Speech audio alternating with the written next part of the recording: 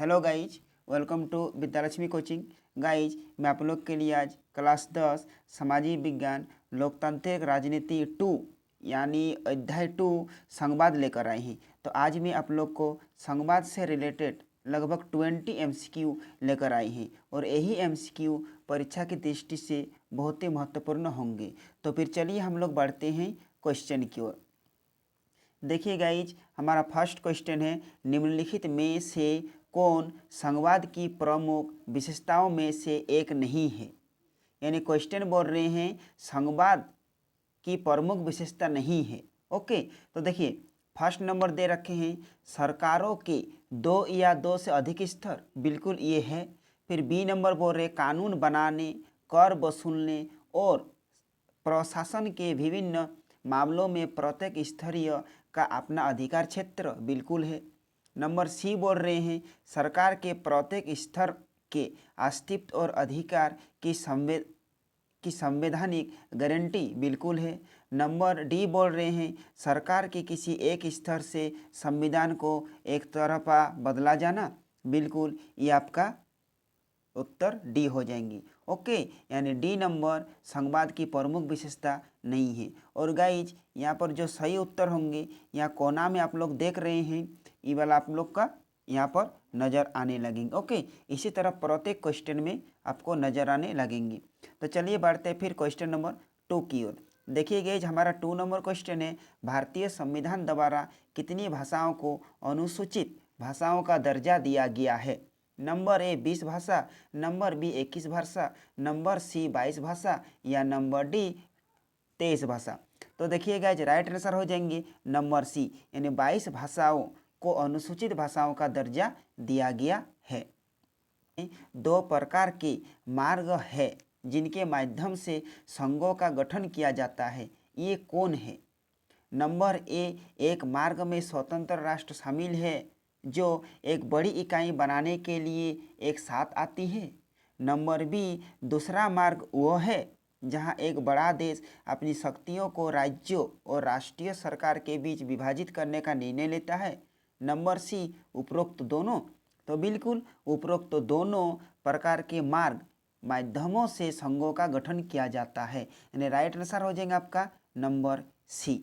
Okay, चलिए बढ़ते हैं क्वेश्चन नंबर 4 की ओर। 4 नंबर क्वेश्चन है, भारत में कितने प्रतिशत लोगों की मातृभाषा हिंदी है। Number A 35%, number B 40%, number C 45% या फिर नंबर डी 50%। तो राइट आंसर हो जाएगा आपका नंबर बी, यानी 40% लोग मातृभाषा हिंदी है। ओके, आपको 5 नंबर क्वेश्चन बोले हैं कि इनमें से कौन कथन गलत है, यानी आपको गलत बताना है, चारों में से गलत कौन है। तो नंबर ए बोल रहे हैं कि आमतौर पर एक ये 2 स्तर होते, यानी नंबर ए बिल्कुल सही है। नंबर बी, दोनों सरकारों के स्तर एक दूसरे से स्वतंत्र अपनी शक्तियों का आनंद लेते हैं, बिल्कुल लेते हैं, यानी नंबर बी सही है। नंबर सी बोल रहे हैं एक संघीय प्रणाली में एक राज्य सरकार की अपनी शक्तियां होती है, बिल्कुल होती है, यानी नंबर सी जब सही है तो नंबर डी बिल्कुल गलत होंगे। एक बार पढ़कर देख लेते हैं। एक संघीय प्रणाली है, राज्य सरकार केंद्र सरकार के प्रति जवाबदेह होते हैं, बिल्कुल नहीं होते। राज्य सरकार केंद्र सरकार के प्रति जवाबदेह नहीं होते, केंद्र सरकार राज्य सरकार के प्रति जवाबदेह होते हैं। को है, यानी बोले है कि गलत कौन है, यानी आपका राइट आंसर हो जाएंगे नंबर डी। चलिए बढ़ते हैं क्वेश्चन नंबर 6 की ओर। क्वेश्चन नंबर 6 से है, संघीय प्रणाली के मूल उद्देश्य क्या है। नंबर ए, देश की एकता को सुरक्षित रखने और बढ़ावा देने। नंबर बी, क्षेत्रीय विविधता को समाजित करना। नंबर सी, विभिन्न समुदायों के बीच शक्तियों को साझा करना या नंबर डी, ए और बी दोनों। तो देखिए आपका राइट आंसर हो जाएंगे नंबर डी, ए और बी दोनों, यानी देश की एकता को सुरक्षित रखने और बढ़ावा देना उद्देश्य है। और नंबर बी भी है कि क्षेत्रीय विविधता को समाजित करना, ये संघीय प्रणाली के मूल उद्देश्य है। Right answer is number D. चलिए क्वेश्चन नंबर 7 की ओर बढ़ते हैं। और निम्नलिखित में से कौन सा कथन एकात्मक सरकार के संबंध में गलत है, आपको गलत बताने के लिए बोल रहे। ओके, तो देखिए नंबर ए दे रखे हैं कि सरकार का केवल एक स्तर है या उप इकाई केंद्र सरकार के अधीनस्थ है, यह सही है। ओके, जबकि आपको उत्तर में गलत लेना है। नंबर बी बोल रहे केंद्र सरकार प्रांतीय सरकार को आदेश पारित कर सकती है, बिल्कुल ये भी सही है। नंबर सी एक राज्य सरकार केंद्र सरकार के प्रति जवाबदेह होती है, ये भी सही है। फिर नेक्स्ट बोल रहे हैं राज्य सरकारें की शक्तियाँ संविधान द्वारा गारंटीकृत है, बिल्कुल ये आपका गलत है, लेकिन क्वेश्चन के अनुसार पूरा कौन गलत है, तो सही उत्तर डी नंबर हो जाएंगी। ओके चलिए फिर बढ़ते हैं नेक्स्ट क्वेश्चन। नेक्स्ट क्वेश्चन दे रखे हैं भारत का संविधान मूल रूप से किसके लिए प्रावधान किया गया है।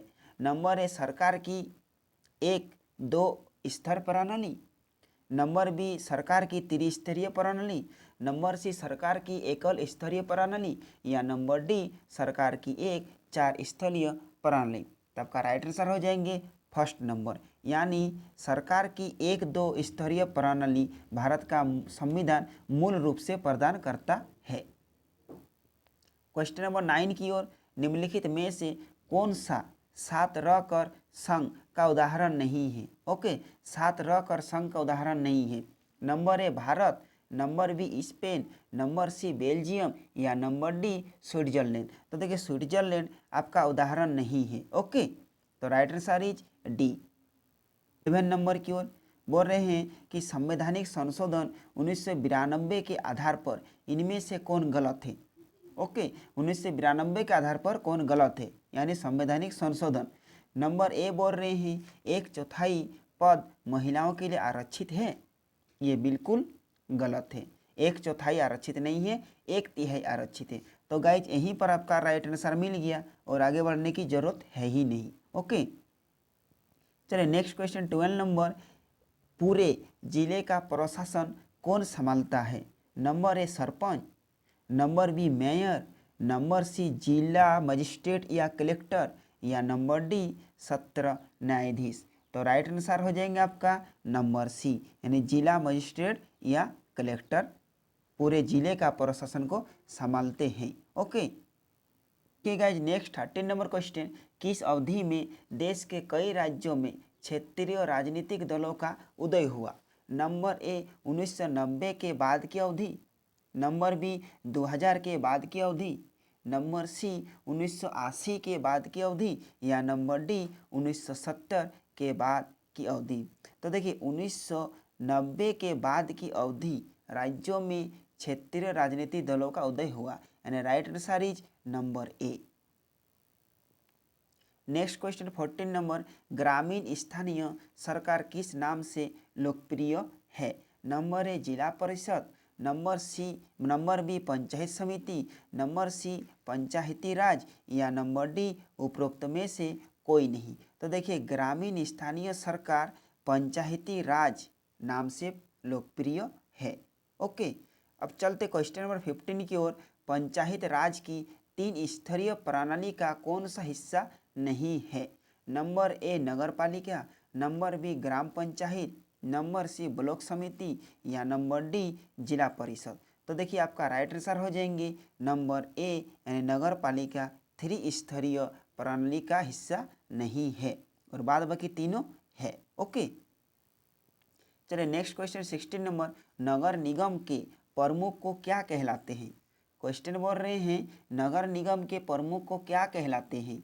Number A mayor, number B chairman, number C सचिव, या नंबर डी प्रधान। तो देखिए नगर निगम के प्रमुख को मेयर कहलाते हैं, यानी right answer is number A. Next question 17 number, panchayat raj की प्रणाली में शामिल है। क्वेश्चन बोल रहे पंचायत राज की प्रणाली में क्या शामिल है। नंबर ए ग्राम, ब्लॉक और जिला स्तर, नंबर बी ग्राम और राज्य स्तर, नंबर सी ग्राम, जिला और राज्य स्तर, या नंबर डी ग्राम, जिला और केंद्रीय स्तर। तो पंचायती राज प्रणाली में ग्राम, ब्लॉक और जिला स्तर शामिल होते हैं, यानी right answer is number A. Next question 18 number, जब सत्ता केंद्र और राज्य सरकारों से छीन ली जाती है और स्थानीय सरकार को दे दी जाती है तो उसे क्या कहलाते हैं। नंबर ए वितरण, नंबर बी केंद्रीयकरण, नंबर सी पुनर्गठन, या नंबर डी विकेंद्रीयकरण। तो right answer is number D विकेंद्रीयकरण स्थानीय सरकार को दे दी जाती है। ओके। देखिए गाइस 19 नंबर क्वेश्चन है, भारत सरकार की भाषा नीति के बारे में कथन चुनिए। नीति के बारे में कथन चुनना है। नंबर ए, अंग्रेजी हमारी राष्ट्रीय भाषा है।